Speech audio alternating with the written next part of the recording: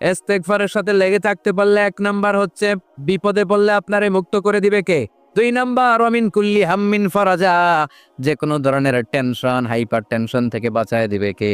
আমাদের তো tension mention নাই না, লাইফ নিয়ে টেনশন, বাঁচার টেনশন, মরার টেনশন, ক্যারিয়ারের টেনশন, রাস্তাঘাটে যানজট এটার টেনশন, পুলিশের দৌড়ানি, র্যাবের দৌড়ানি, বাড়ির ভাড়া, গ্যাস বিল, বিদ্যুৎ বিল, ছেলে মেয়েদের লেখাপড়া, কত টেনশন, এসব টেনশন থেকে আপনারে মুক্ত করে দিবে কে?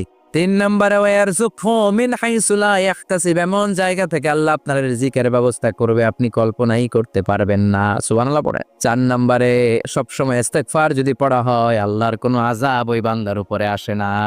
4টা গেল। 5 নাম্বার, বারবার ইস্তেগফার পড়লে রফিক ভাই আল্লাহ তাআলা মুস্তাজাবুদ দাওয়া বানায়। দোয়া করা মাত্র কবুল করে নিবে কে? মুস্তাজাবুদ দাওয়া বুঝুন তো, মানে যিনি হাত তুলতে দেরি কবুল হতে দেরি হয় না। বারবার ইস্তেগফার পড়ে দেখেন যে আপনার দোয়া কেমনে কবুল হয়।